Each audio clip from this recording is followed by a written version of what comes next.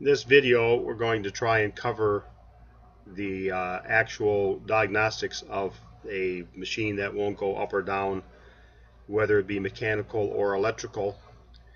And we see this all the time. Someone will order a switch and then find out the switches are not bad. It could be a mechanical problem. So the very first thing that you should do if you have a machine that will not cut or retract the blade is to take a look at the DO3 valve in the very front of the machine, and you'll see that on the ends of the DO3 valve, in the picture you see here, there's a small opening that has a place you can put a rod or a needle nose pliers, Allen wrench, something of that sort, and you can actually push this position so that you can actually manually operate the valve. And we suggest the first thing to do is to see if the machine will operate up and down to make sure it's not a mechanical problem over an electrical problem. The solenoids on a DO3 valve are not very strong, and if there's a piece of dirt in this valve, whether it be a piece of metal from the cylinder or something else, they do not have enough power to override the dirt, and the valve actually can be stuck in the middle of the travel. There's a video here to show you how to clean this valve, whether it be the type with the DIN connectors or the type with the conduit box.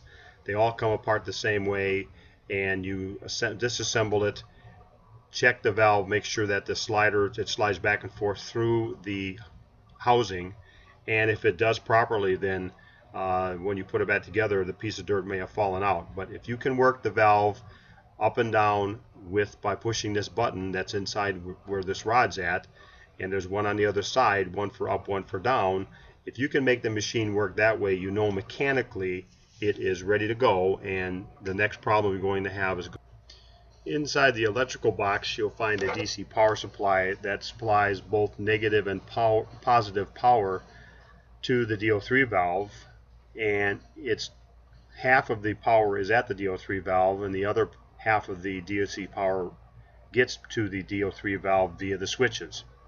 So on the box you'll see a positive and a negative, V plus, V minus, and we split the power at this location, running one half of it to the front of the machine and the other half of it to the switch handle itself.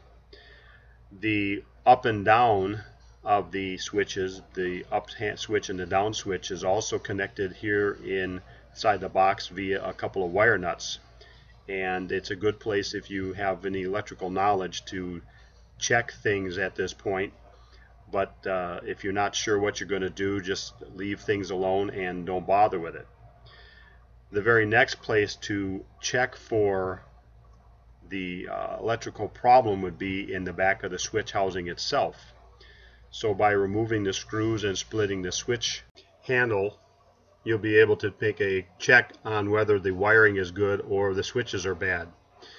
So as you see the back of the handle here, if you crossed over either switch and you get an action in the head, you know that the wiring is good. You want to check both switches, of course, to make sure that one side or both sides work. If you do have action and all the wiring is good, then you know you have a bad switch.